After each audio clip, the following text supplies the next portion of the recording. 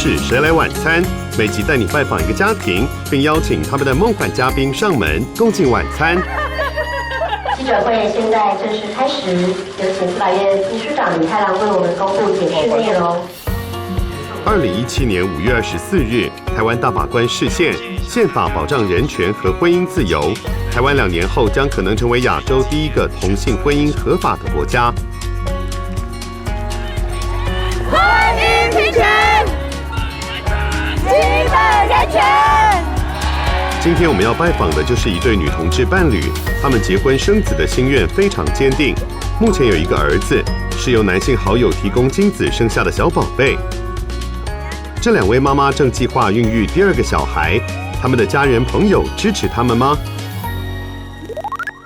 布丁1岁9个月，活泼健康，很能和2个妈妈沟通。不。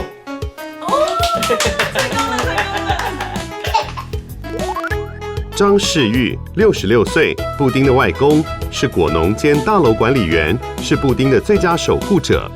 好不好吃？好吃哦。外公想邀请哪位神秘嘉宾呢？祖孙俩很有默契。那个费玉清啊，费玉清唱歌很好听呢，对不对？张乔婷35岁，布丁的妈妈，她是一位环保律师，很有使命感。其实我还蛮喜欢这个工作的，因为我自己是蛮在意环境保护的。至于他的口才有多好呢？我有一次去旁听他开庭，然后他出来以后，我就说：“你这样都不会，人家都不会雇那个杀手来打你。”我说：“你好过分哦。”乔婷想邀请哪位神秘嘉宾呢？我想邀请范云教授来我们家吃饭。我研究所的时候就修过他的课，那他对于性别还有就是平等这方面着力甚深。如果能够跟他来一个相谈甚欢的下午茶，一定很棒。陈绮贞也是我从学生时代就一直听他的歌，其实他对这个议题其实也是蛮友善的。那很希望见见心中的女神咯。阿妹是我从学生时代就一直听她的歌到现在，我身边也有非常多人是阿妹的忠实粉丝。阿妹这几年在这个为彩虹发声的这个是不遗余力。那如果能够邀请她来，我身边的朋友一定都很羡慕我。杨嘉敏35岁，乔婷的伴侣，布丁的妈咪，是位泌尿外科医师。你老公袂当甲喘，袂啦吼，你小困一下吼。嘉敏手术功夫有多厉害呢？看他削水果的手法就知道了。他想邀请谁呢？我想要请那个宅女小红，因为我觉得可以跟一个常常干屌婆婆的人聊聊天，应该会蛮愉快的。想要找刘若英来，刘若英大概是我13岁开始的偶像，所以我觉得如果喜欢她也20几年了，如果她可以来的话，我是一定超级开心的。在来宾还未到访前，赶快来了解一下布丁一家奇妙的故事吧。和异性恋家庭的生活没两样。嘉敏刚从竹东转到台南荣民医院服务，宿舍有树有鸟，环境清幽。这天，嘉敏有门诊，乔婷要去高雄出庭。刚睡醒的布丁，因此要去托婴中心上学1天。乔婷笑眯眯的，最近在家接案，忙着为环保单位打官司。其实她有点小小的不开心。对，最近2个人工作压力都很大，所以就会有一点看对方不太顺眼吧？要怎么说呢？会觉得说希望对方可以多做一点，多分担一点。那希望就是送托运中心之后，之前累积的工作量会慢慢消化掉，情况会越来越好。大部分的时间他都会尽量带布丁，然后有时候他带了1整天，然后终于布丁睡了，然后他才有一点时间做自己的工作。然后，但是我到那个时候，我也觉得我好累哦，所以我就在客厅看电视，所以到最后就变成他时间赶不过来，忙着工作的时候我在看电视，对，所以就很不高兴。拜拜，拜拜。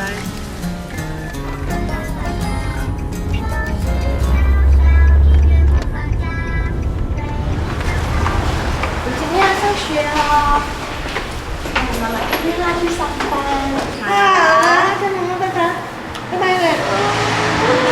拜拜，要哭了，要哭了，拜拜，谢谢主任，谢谢，拜拜。就是他最近，拜拜。他最近会有，就是好像要哭，但是忍住的表情。然后我觉得他长大了，但是又觉得有一点舍不得，因为是必须要上幼稚园，所以才长大的。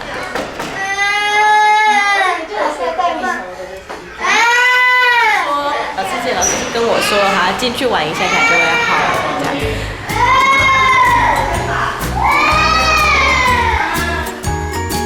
乔婷和所有的职业妇女一样，甩甩头，安娜舍不得，努力往工作冲刺。对，我们每一次开庭其实都还是要做好万全的准备，因为你一不小心可能就会，就是对方就会在法庭上指出你哪里准备的不周。那当然，他准备不周的话，我们也不会留情啊。每一次开庭都是非常正式的厮杀。进法庭里面，法官会有法官袍，律师会有律师袍。那我先去。嘉敏和乔婷1年前已经在台北市政府登录了同志伴侣，但他们更想要真正的婚姻平权。爸爸还跟我们要了一份去 copy， 而且我觉得忽然间有一个官方的认证哦，对乡下的老人家来讲，你们的身份有得到国家的认可。工作非常忙碌的乔婷和嘉敏怎么开始恋爱的呢？答案有点好笑。相亲结婚，我们是人家介绍的啦，朋友介绍，我们有共同的朋友，我的高中同学是他的大学的学姐，对。我的官方说法是我对他有一见钟情，这样。对，我都模仿他笑着对我挥手，就这样，就第一次见面就笑到就是非常开，然后眼睛眯起来，然后这样就觉得，哇，这个人好像真的很没有心机。不知道为什么第一次见面的时候，我们就掏心掏肺的讲，他就跟我说了他的整个过去，对，然后我就觉得跟他在一起都可以感受到他很真诚待人的地方，对，然后每次这样讲一讲就又要谈恋爱。嘉敏是基督教模范家庭第3代，因此小学6年级发现自己喜欢女生，让她挣扎隐藏了很久。那后来知道自己真的喜欢女生，就开始有点困扰，就因为也知道教会是说同性恋是不是上帝喜欢的，然后所以就有一点罪恶感。嘉敏向牧师求助，教会给他2个选项，然后里面就是提倡你说，如果你没办法变成异性恋，你也可以维持单身，你就不要当同性恋也 OK， 这样单身也是上帝喜欢的。嘉敏一度非常忧郁，也无法和家人出柜，直到大学时真的恋爱了，才有了转机。然后有一天我就躺在床上跟他讲电话，然后讲完以后挂了电话，我比较圣灵充满，就忽然觉得很感动，就一直掉眼泪，就觉得说哦，这个一定是上帝希望我有的幸福的这个经验。然后我认为那个晚上我跟神和好了，我觉得他告诉我他喜欢我这个样子。不过我觉得好的结果还是遇到乔婷之后。对，我觉得以前的恋情之所以很不健康，都是因为不能告诉所有人。我的女朋友不太喜欢跟我在路上牵手，然后我就觉得跟乔婷在一起之后，我就觉得我们2个很有自信，对，因为他是一个非常有信念的人，对，然后我觉得就会感染到我。对，他从一开始就不觉得这有什么不好不可告人的。然后我觉得这个信心会传染到我身上，然后我们就一直越来越肯定我们的关系，然后就可以去告诉别人。嘉敏过去必须辛苦地隐藏自己的性向，而乔婷完全没有秘密。她的4段感情每一段都交往了4-5年。我其实前几任交的都是男朋友。然后后来其实我自己觉得我应该是对我来讲性别不太重要，只是聊不聊得来还是比较重要。你要说双性恋也可以，每一任当中，你都是在学习你适合跟什么样子的人相处。他到现在也是男生女生都可以欣赏，这样对对。我喜欢的男生是又会念书又会运动，为人温柔体贴。择偶条件如下啊。对，就在这里，就在这里，这个很好。这个就是乔婷和佳敏智力相当，领域不同却互补欣赏，两人分外珍惜这个缘分。他们爱运动，一家3口还跑了2次半程马拉松。对，推车去跟他一起，没错，对，所以那次跑了非常的心情非常好，因为虽然跑得很慢，而且常常停下来走路，可是所有经过的那个参赛者看到我们推小孩就说：“哦，好棒，好棒，真厉害，真厉害。”其实根本就是一点都不厉害。我们说带小孩有个好处啊，就是你跑最后1名，大家还是觉得你超棒。稳定快乐的家庭生活，让佳敏的体重上升到人生最高峰。以前我如果一旦要谈恋爱，我的体重大概就是会维持在60公斤左右，对。然后，但是跟乔婷在一起之后呢，就不知道为什么就一直越来越重，对。但是他又一直说我这样很好，刚刚好，很棒。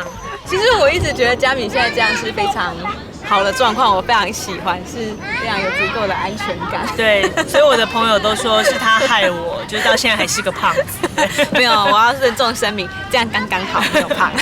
对，但是佳敏是排球校队队长，每年校友赛，他会想办法排出空档重温旧梦，只是面对镜头有些不爽。因为我没有跟他们一起订购球衣，所以我跟学妹说帮我带一件，没想到他们给我带这一件，所以正准备找一个人来扭断他的脖子。球赛紧张欢乐，布丁这小家伙很灵光，最爱和佳敏一起做大动作。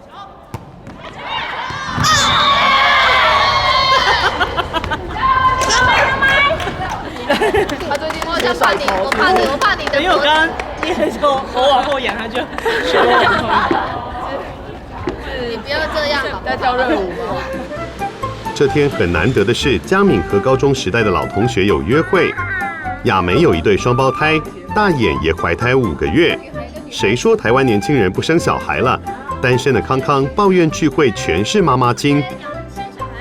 就算不谈母乳，也之后还会再谈学校，然后学区，对，所以这是一个无止境的话题。乔婷和佳敏很认真地听取妈妈团生养老2的经验。钱可能要再多一点点。我们有听。建立家庭第一个分歧点可能就是钱，不过佳敏和乔婷奉行的是金钱共享的观念。不管是我赚的钱还是他赚的钱，我们都把它汇集到公库，然后2个人领，从公库领一模一样的零用钱。对，所以像以前我赚的比较多，那现在他慢慢越赚越多，我们也就没有再算。希望不要有明算账的一天。更特别的是，基于公平原则，他们彻底商量好了，孩子也要1人生1个。这其实怀孕生小孩的过程，其实真的非常辛苦。对，所以既然有子宫，就要公平，所以我们决定要轮流1人生1个，然后希望可以快一点让布丁有兄弟姐妹，因为我们觉得他每次来共学团也都跟其他小朋友玩得很开心。对，所以如果可以让他在家里就有玩伴的话，其实是我们很希望。对。乔婷、佳敏和布丁爸爸怎么合作，怎么受孕呢？就是他到我们家来，我们给他一个房间，然后给他一个杯子，这样，然后等他搞定了走出来，我们就跟他说拜拜，拜拜。然后我们再用那个文具行买的那个塑胶滴管，就让他试着受孕。这次他们能成功吗？精彩内容稍晚揭晓。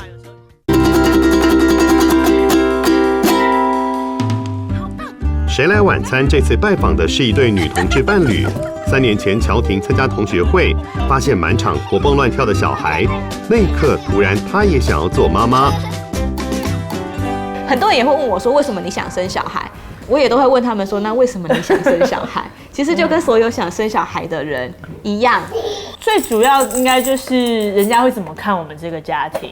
然后人家会怎么看布丁，然后布丁会不会需要2个妈妈以外的东西？对，同志的小孩是不是会被欺负，会被歧视？老师说这样讲起来，什么政治犯，政治犯的小孩也是会被欺负啊，长得丑的也会被欺负。然后家里穷的也会被欺负，那么多人都会被欺负，你同志干嘛这么担心自己的小孩？这样对，老师说，其实要去破除的是社会上的歧视。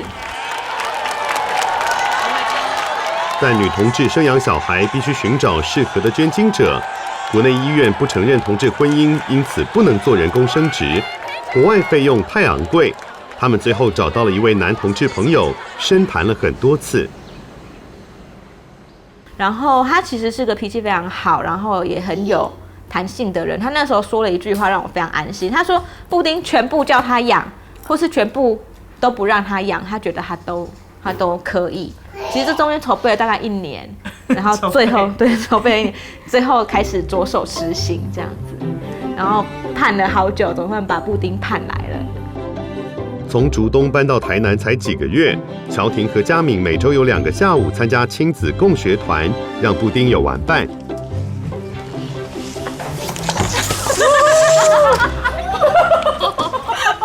飞出来，这个设计的有一点恐怖，怎么会飞出去？来，张小仙。还好我儿是神经很大条，没事。我快笑死了。这个共学团是怎么看待他们这个小家庭的呢？我就是跟孩子说，我们共学团来了一户新的家庭，然后他们就是2个妈妈，他们2个相爱，就像爸爸妈妈相爱一样，他们2个想要组成一个家庭。当初2人为什么选择搬回台南？是因为乔婷老家就在附近，爸妈随时可以照顾布丁。说到很有个性的妈妈，乔婷就笑了。应该表哥就问我说有没有交男朋友，我妈就这样冷冷说：“阿姨搞同志啦。”我那时候心里想，为什么要这样？我不知道我不知道妈妈是不在意还是……所以有一次嘉敏跟妈妈坐电梯，遇到邻居，我跟他妈妈一起坐电梯，然后邻居看到嘉敏就问说：“这里大汉没有？”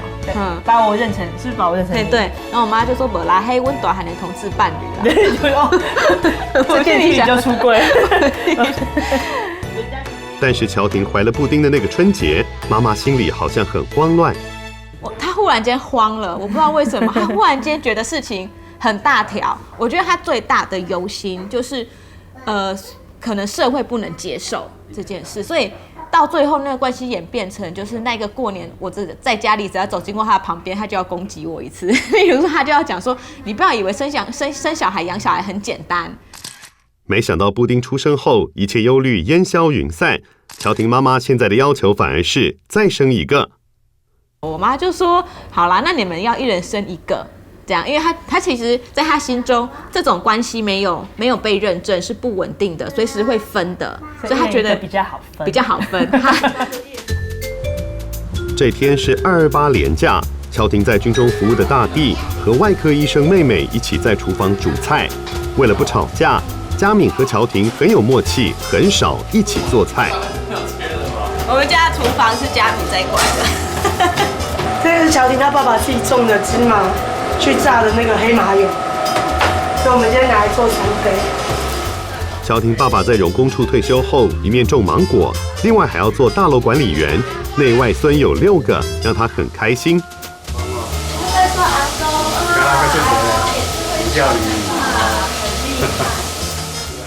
大弟在军中服务超过10年了，观念新，也努力澄清军中风气开明和以往大不同。像我今天听过，就是爱无差别嘛，爱无差别。那如果今天就算以后我女儿或是儿子，那是同性，我觉得 OK 没问题，因为他们只要跟对方相爱，组一个家庭，可以就是爱居乐业，这样就好了。很会讲啊！你看赖嘛，我就跟你讲啊，要放那个国军招募的那个电话。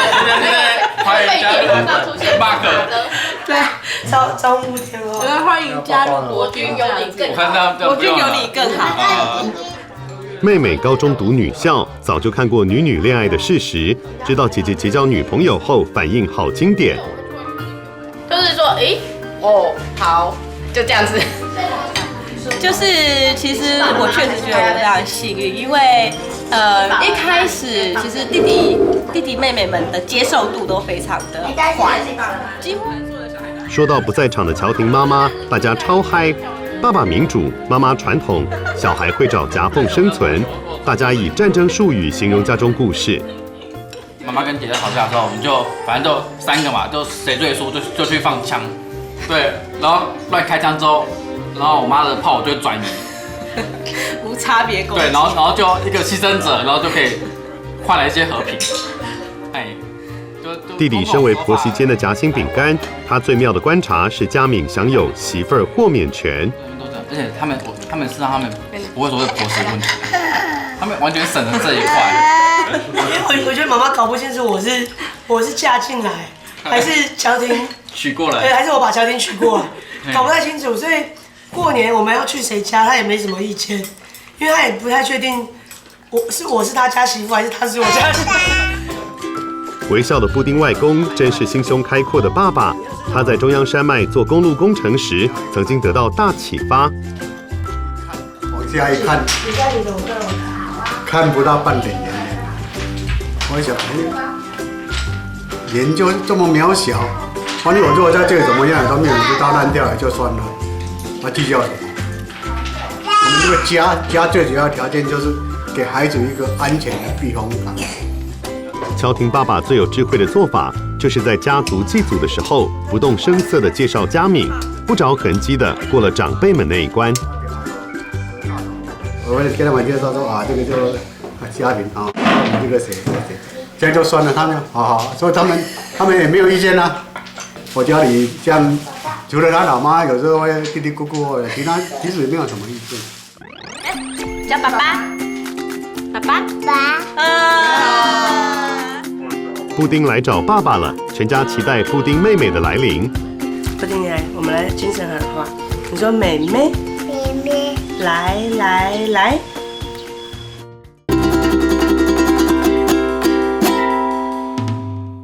今天谁来晚餐拜访的是一对女同志妈妈，律师乔婷和医生佳敏。这天是连续假期，佳敏要待命24小时轮值急诊的班。我们最怕周末出大太阳，因为大家全部都出来玩，然后尤其小朋友跳来跳去，到最后就跑急诊室了。有没有撞到头？没有，我是侧身撞飞下去的。没有撞到头，然后没有。安全帽有没有飞走？没有，安全帽是我下来很久爬不起来的时候我才取下来的。OK， 好，那你先躺一下。这次脚不会痛啊，这次不会啊。乔婷、佳敏工作忙，自从宝贝儿子布丁出生后，家务暴增，和异性恋家庭没两样。乔婷和佳敏的关系有一度降到冰点。我问他说他最讨厌我哪点，这样他就说他觉得我很贪玩，就不爱做家事这样。然后他就问我说，那我最讨厌他什么？我说就你对我很凶啊。就像我会觉得说碗应该这样洗，他就说碗哪要这样洗，我说蛋要这样煎，他说蛋哪要这样煎，光是这个就可以吵架。所以我们后来就是决定，就是不要对别人煮菜比手画脚的。对，他可能已经做好了什么事，我就继续要求他去做什么事，他就跟我说。不要我做了80分，你就要求我做90分好吗？就是关系的温度会不断的下降。听说在小孩1岁会到达冰点，我们差不多。就是我要提着行李箱，就是现在要去开车啦，对啊。然后我就说你不要走，不要走啦，干嘛这样？两人一度闹得不可开交，最后一同去上了婚姻咨商课程，才上第2堂课，两人就和好了。对我来讲很有疗效。其实我觉得好像就是一个一直在帮你们整理你们两个不高兴的点，然后他会试着同理双方。因为像我现在就比较知道佳敏脾气硬啊，那所以可能有些事情就要等他心情好的时候再说之类的。哎，这个御夫术的书里面都有教。谁脾气硬，谁脾气硬我都搞不清楚。自从搬回台南，乔婷和高中老朋友聚会就更容易了。这天屋里一下子成了5个小朋友的游乐场。一平有2个小男孩，佳莹生了2宝后有点小抓狂。超难带，你看他那么瘦就知道是空气长大。你还会想要再生第2个吗？我们目前规划是有佳敏来生啊，真的吗？是不是？我就觉得对，一定要让他试一次。没错，而且难得你可以，我们还不能这样。我觉得很好，因为我们一般人老公没有办法尝试我们孕妇的运动。对，很多妈妈都非常羡慕。佳敏这天超级忙碌，在厨房忙完上菜后，又on call跑急诊。然后有一个宝宝跌倒送来急诊，去看一下。超爱。一平、佳莹是乔婷的死党，但乔婷从想要结婚到决定生子，每次都是超级震撼弹。没想到老公们是新时代好男人，对同志婚姻无异议支持。现在都什么时代了，对不对？这个有什么好惊讶的？如果是当他是朋友的话，你就是只能去支持他，对不对？我相信大家应该这个社会本来就是多元化。对不对？乔婷她一定是有仔细思量过，这是一个比较勇敢的选择。我其实还蛮佩服他们的。好朋友们更关心布丁的爸爸是个什么样的人，会不会照顾布丁？我们有的时候上台北的时候，就会请爸爸当1天的保姆。哦，对了，你们是教他爸爸？对，叫爸爸。哦，真的。然后另外一个，就是爸爸有一个男朋友嘛，也是叫爸爸，他很壮。所以布丁的爸爸很帅吗？跟他长得很像，感觉蛮帅的，斯斯文文啦。哎，叫爸爸，爸爸，很棒，叫爸爸叫得很标准。对啊，爸爸好标准。这几天，佳敏一家3口匆匆北上，为了怀第2个宝宝。过去半年，佳敏每天量体温、测排卵日，尝试了6次受孕行动，但都功亏一篑。其实很期待，但是每次等的时候都会觉得很煎熬，因为一般最快是10天可以试，可以检测。心情有一点悲观，觉得好像蛮困难。就是这个成功率本来这样的方式本来就不高啦，对，所以对，还是希望多快点来啊！抱一下好不好？爸啊！布丁的2个爸爸是佳敏多年的老朋友，一个是上班族，一个是医生，但顾虑家人的感受，他们没有出柜。来，交给爸爸，你的爸爸，去，你不是不要吗？说 go go go， 说 go go go， 说爸爸爱你，你是真心的吗？是吗？的啊。这样我有压力，这很多人在外面我有压力。啊，真的哈。对啊。这次回台北，一家3口还要为佳敏爸爸庆生吃大餐，但是准备怀孕生子的事，佳敏很低调。妈妈可能希望就是事情越简单越好，我觉得对。像我觉得就是生出来了就生出来了嘛，就是怀在肚子里就怀了嘛。但是我们现在还没怀嘛，所以他可能就会觉得说，不要这么 gay 搞，对之类的，对。这个塑胶滴管3cc。爸爸从房间出来之后，换佳敏和乔婷努力。小布丁可能是有强烈预感，老大情节发作了。好，我带你，没有关系。妈妈去上厕所。谢谢。好，再跟爸爸玩好不好？好哈，那我带你去玩好不好？然后站在中间。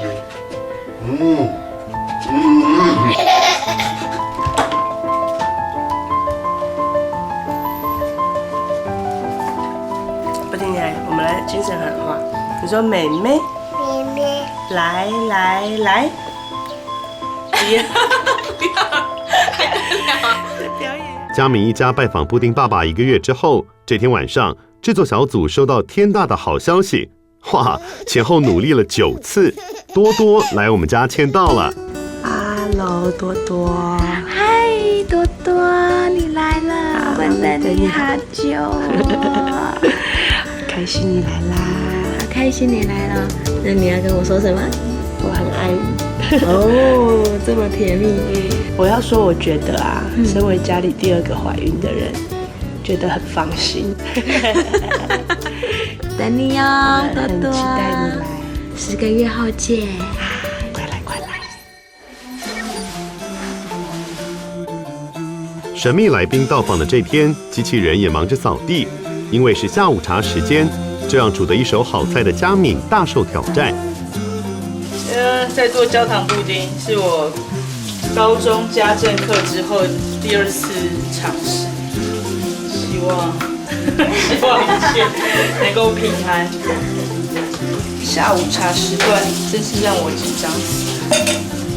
怀孕已经3个月的佳敏，因为嗅觉改变，最近很少煮饭。那一天其实就是我去菜市场要买菜，然后我忽然觉得我为什么闻到那个肉的味道好反胃，好想吐。我就觉得该不会有怀上吧？因为我们其实在该怀上的时候有测过1次，那个时候是阴性的，就那时候就想说就没有。10点赶快冲出去买验孕棒，没想到第1支验就成功了，然后第2支验就还是成功了。我们现在预产期是12月，所以我们都是跟多多精神喊话，说多多12月出来跟哥哥玩，哥哥跟妈妈都等你哦。就是再继续泡下去，我妈应该也要很久才会发现吧。想说还是很想跟他们分享这个快乐的事情，但是有点紧张。上回乔婷快生产时，佳敏爸妈吓了一跳。这次佳敏想写信来缓和这桩喜事的爆炸威力，因为含蓄低调的杨家人一向靠写信来沟通心事。乔婷快要生产了，然后爸爸那时候没有说什么，那大概1个礼拜左右就寄了这个信来。他有提到说当天他很震惊，所以他用写信的方式慢慢跟我说。他说他其实是了解我跟乔婷的情况，他也是无条件的接受接纳，那只是说他也一直都不知道该如何帮助我，所以在这些年来让我受苦了，实在有些自责，也请你原谅。我觉得看到爸爸的这个想法，我觉得很感动。这就是爸爸在我们就布丁还没出生之前就给我们很大的支持。而且布丁超爱阿公，非常爱阿公。他有一次回到家，本来阿嬷已经喂他吃完饭了，还看到阿公说：“阿公，喂喂。”然后阿公喂他吃饭的时候，他就这样，充满爱情的，充满爱情，一直看。对，就这样，然后阿嬷就吃醋了。阿嬷说：“喝啦，你阿公骑啦，这样。”还有一个妻儿爸爸，一个妻儿妈妈。布丁和阿公彼此多么相爱，相信佳敏的爸妈也会全心欢迎多多。3个。到底哪位神秘嘉宾会出现呢？我觉得应该是展宇小红，因为我觉得他应该很乐意来跟有小孩的家庭分享一下这个喜怒哀乐。第6感，范云老师。妇女新知募款参会的时候，那个时候就有一项，就是谁喊的价钱高，谁就可以跟范云老师来顿下午茶，附赠他一堂咖啡店的社会学课。然后他就说：“好想举手，好想举手，要不是那幅画太贵了。”我觉得小燕姐可能会来，因为我觉得小燕姐是很温暖的人啊。对啊，我们家很需要温暖。所以如果小燕姐来，一场混乱之后，两人合作完成了几道点心。第一个是焦糖布丁，第二个是法式薄饼，第3个是炸甘梅薯条，然后第4道就是乔婷的烤的炸鸡。漂亮的焦糖布丁上了桌，两人也为了水果摆盘快要翻脸。有，而且快要那个吵架了。没有，我们常常这样。这不是很少见的状况。好，本来我把它弄得少少的，水果弄得少少的，佳敏就说要弄多一点。后来他自己试了试，我觉得弄多漂亮，好，弄多。来了。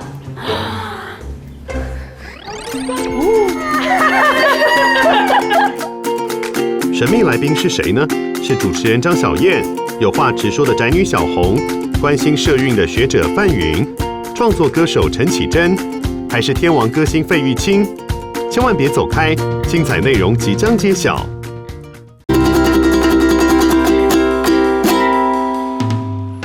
今天谁来晚餐拜访的是布丁和他的2个妈妈，一阵开心忙乱，来宾已来到门外。来了，紧张的，好紧张哦 ！Hello，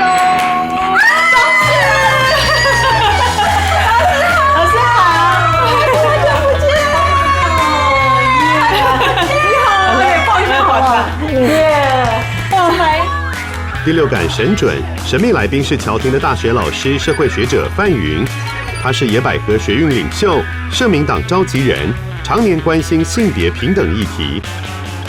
其实就是想给这么一个勇敢的家庭一些祝福，而且我也觉得在婚姻平权这个议题上，其实这个社会都不太了解同志的家庭、有小孩的家庭，他们遇到怎么样的困境跟需要怎么样的协助，所以希望我的拜访也可以对他们提供更多的勇气，也可以让这个社会了解更多。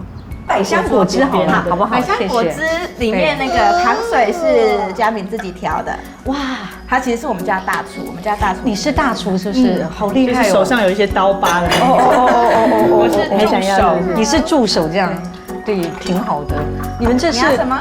发展出来的，还是之前就协商说谁做菜为主？慢慢自然而然就这样，因为你比较擅长。我妈妈有训练我，就是我都说。我们家的寒暑假的时候，在我们家参加新娘学校，我妈妈是有要求，真的，这很难得。你是台北人的，我是台北人哦，然后你是台南人，对。我都说他是假的台南人。爸爸应该很高兴，他们搬到台南住哈。对啊，这样你也可以常常看到。对啊，台北去啊，到竹东啊。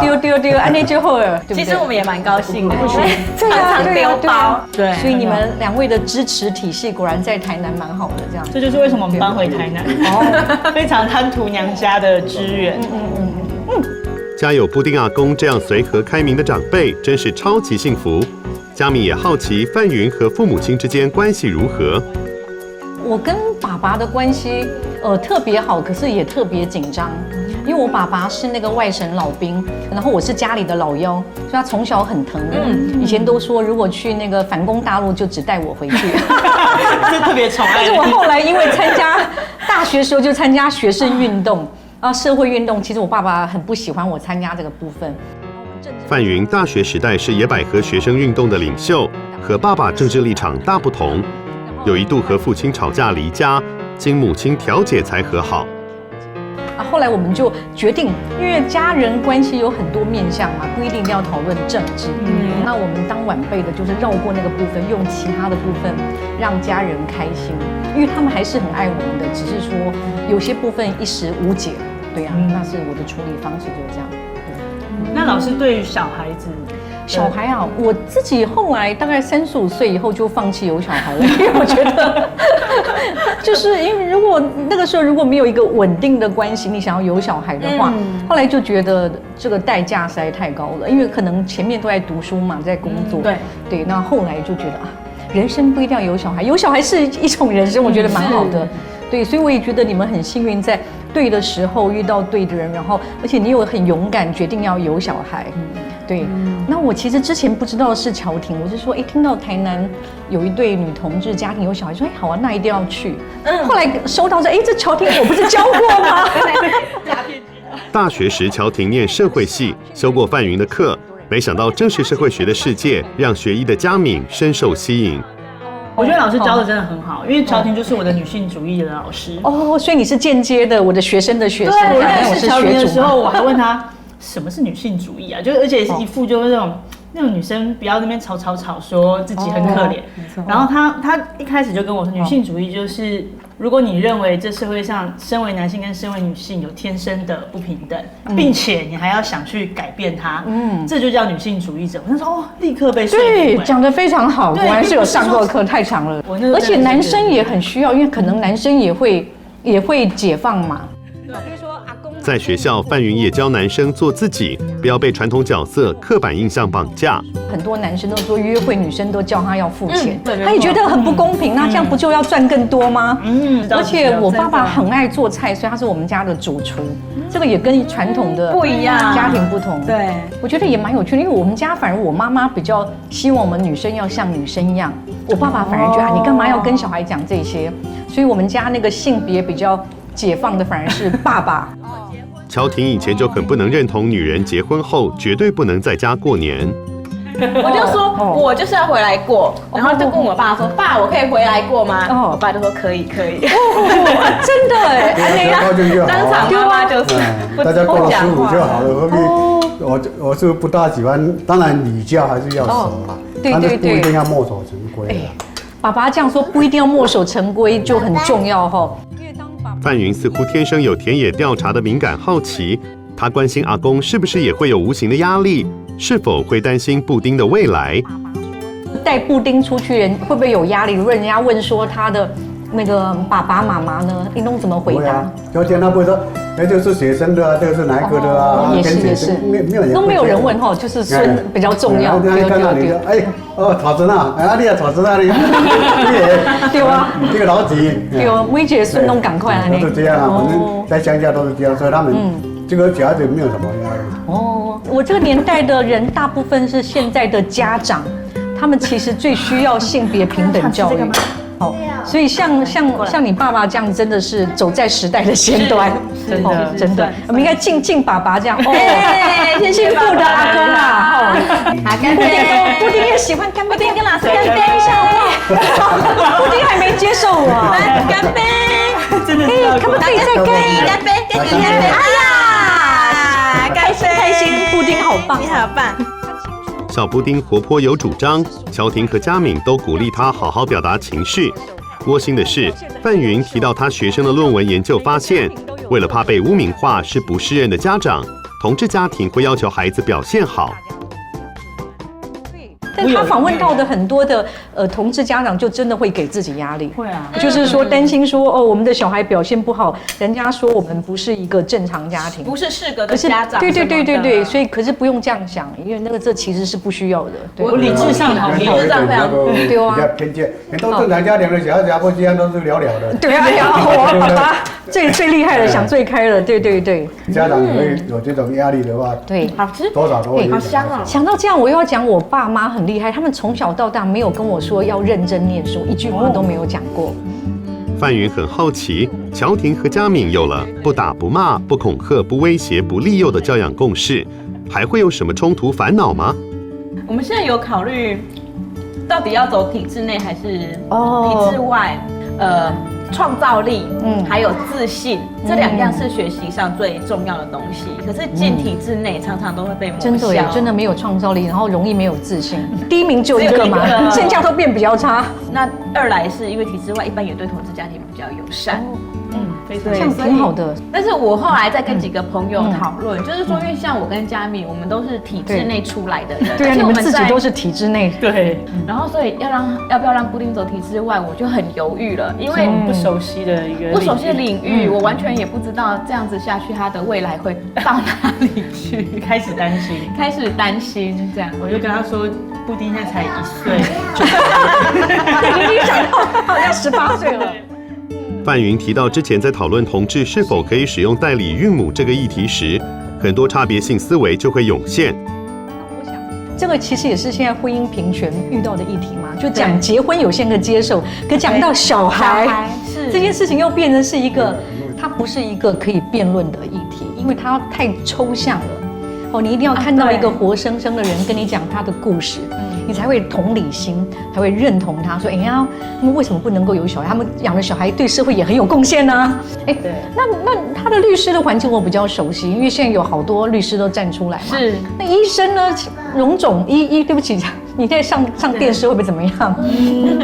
会不会怎么样？不会吧？我也不知道，我们讲都是事实而已。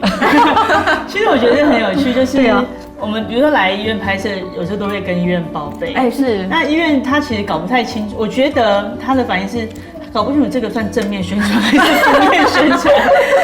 就是当然是正面嘛，当然荣总是个性别友善的环境，赶快告诉大家。其实我觉得我在荣总体系，虽然听起来是一个保守的体系，但是你一旦出轨，你就太大方的出柜，他反而不知道如何对待，然后就继续进行这样正常化。这是一个，而且一定要把他们都带去给他们认识一下，然后看到感觉可能又更好了。这样太了解我。对对对，本来想成像什么一个妖魔鬼怪这样，对，很正常啊。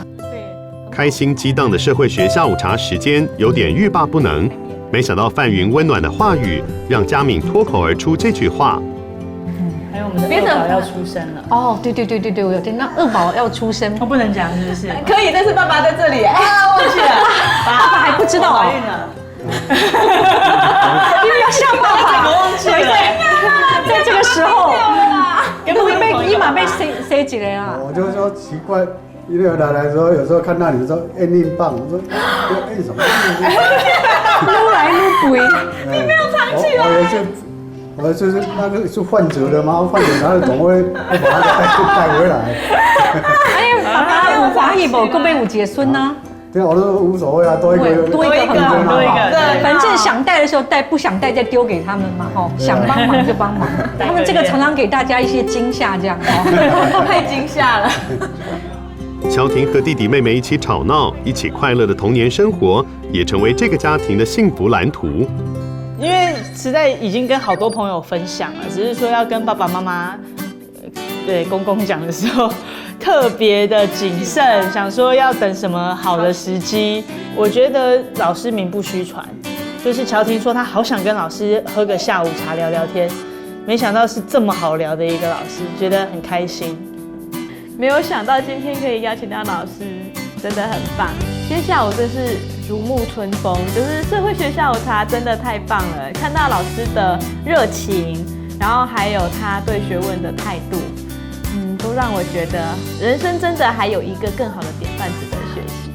谢谢老师，今天很幸运哦，因为你们的邀请，有机会跟这样子一个很有意思的家庭，而且我觉得他们每一个人都很有力量，而且很勇敢、很开放。我也很希望这整个社会可以给他们更多的支持跟祝福。那他们很多的问题跟每个家庭其实都一样。那我觉得爸爸特别难得，有爸爸这样子的一个榜样，那难怪就是说子女可以勇敢的去面对这个社会的挑战。那我是非常的祝福他们这一家人。他好像很博学精通啊，而且不会固执，有些老师会比较固执。他能够多方面考虑到学生的感受啊，还有这些社会的感受这样。因为现在小孩子真的是饱了，在台湾来讲哦，而且社会的局势也是这样嘛，孩子越来越少。而且又多一个了。